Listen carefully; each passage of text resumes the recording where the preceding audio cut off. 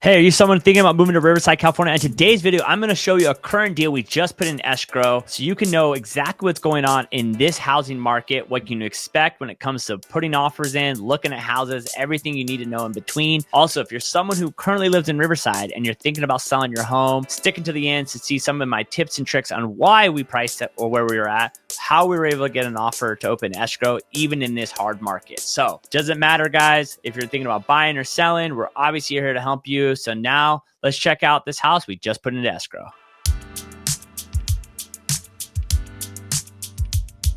What's going on, everyone? My name is Adam. This is your first time to my channel. Every single week, I drop videos about living in Riverside. So if you want to know more about living in Riverside, make sure you hit that subscribe button. Also hit that bell button so you don't miss out on any of my videos. And like I said, it doesn't matter if you're thinking about moving here in 9 days and 90 days. We have a link in my bio. Please schedule a call with me. I want to make the move here as smooth as possible. So today we're going to show a house I just put in escrow that are in the Canyon Crest and Mission Grove area. We're going to show you right here. So this is the current house we just put in escrow today. We put it in escrow at $769.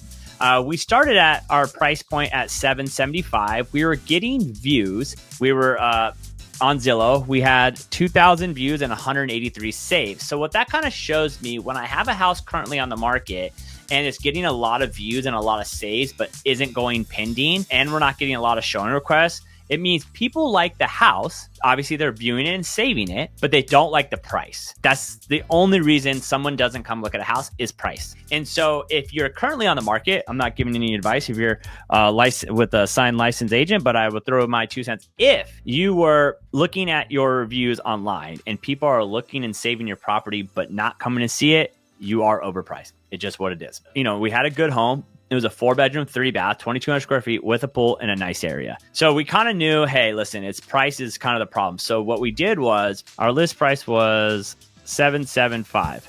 Like I said, we had a lot of people saving and looking at our property, but we just weren't getting any showings. And so when you're at this point where you're not getting a lot of showings, what you have to do next is you have to figure out how to get new buyers to come look at your property. And what you need to realize in this day and age, people search online. They search on Zillow, they search on Redfin, they search on whatever website you want to pick. They're all the same. And so people are searching, and what they do is they set up an auto search. So hey, I want to live in Riverside. I want to live in a 4-bedroom, 3-bath home, and my price point is X.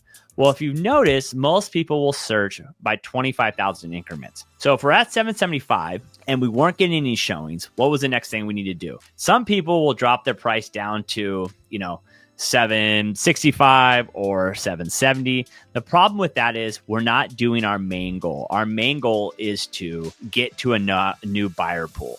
People are saving it, they're viewing it, they're not come looking at it. So what can we do to get people to come look at it? And it's going to be price. I mean, if you look at our photos right here, unless you are struggling and you have bad photos and not great marketing, then yes, obviously marketing is going to be your first thing. But if you've tapped out your photos and your videos and your social media and all the things you should be doing, the next thing is going to be price. So then what happened was, I don't think you should ever do a price drop. So if I'm a buyer and I see a price drop happen on a Monday and this is a desirable home that I want to go look at, I'm going to go and hit up my agent to see it that day, because I'm going to want to go look at it before anyone else does. And I'm going to want to get an offer in as quickly as possible. Say I was selling a house, what I would do is I wouldn't do that price drop until Friday, and then I would do an open house Saturday. And that's what we ended up doing. So we did a price drop to $750 on a Friday.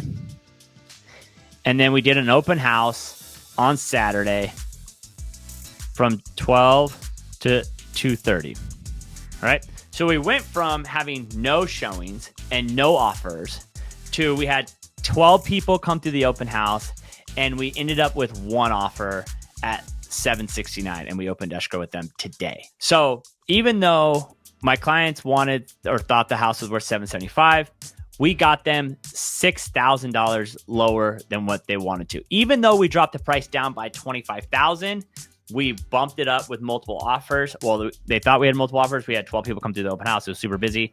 So even though you might have thought, oh, well, he's going to drop the price, you're going to get an offer at $750 or maybe even lower. The moment you get to the price range that buyers think your house is worth. Remember, sellers decide if the house sells, buyers determine what the house sells for. That's what it is. Okay. So when that happened, the buyers thought, hey, this house wasn't worth $775, but we do think it's worth $769. That's what we're going to put an offer in. We had a lot of people come through. We're having a lot more showings right now, but we have a good offer that my clients want to go with, and that's what we're going with. So what can you take away from this little thing? One, if you see your home getting views, you're getting views and you're getting saves on Zillow, and you're getting no showings, you got to drop to a new buyer bracket. So I would say you have to drop down to your closest 25,000. If you're at 800,000, then it's 775. If it's 775, it's 750.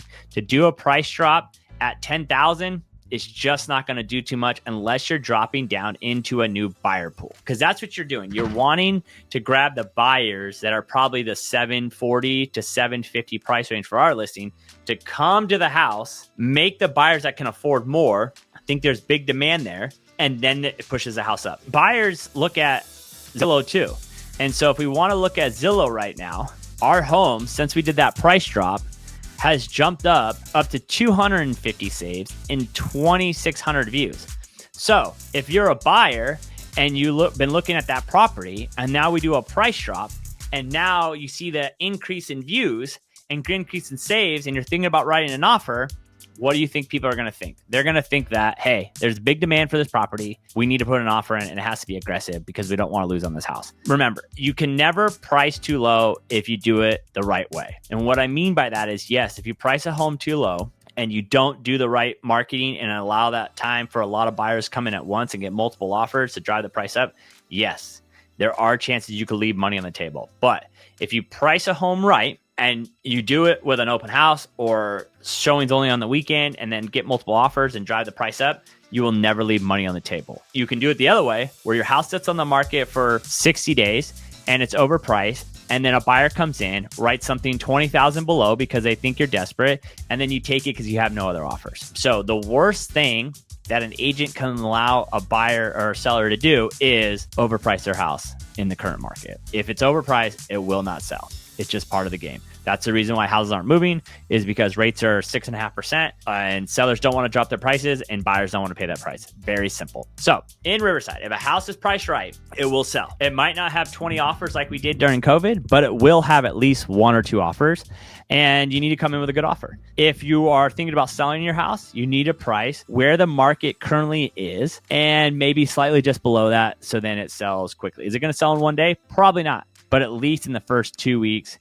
Because the longer a house sits on the market, especially if it's nice, buyers always think the same thing. There's something wrong with this property. And if they see something that's sitting on the market, it's 2 things. 1, they think it's too expensive, or 2, there's something wrong. They don't want to even go show it. So the longer you sit on the market, the more you're costing yourself money. That's just what it is.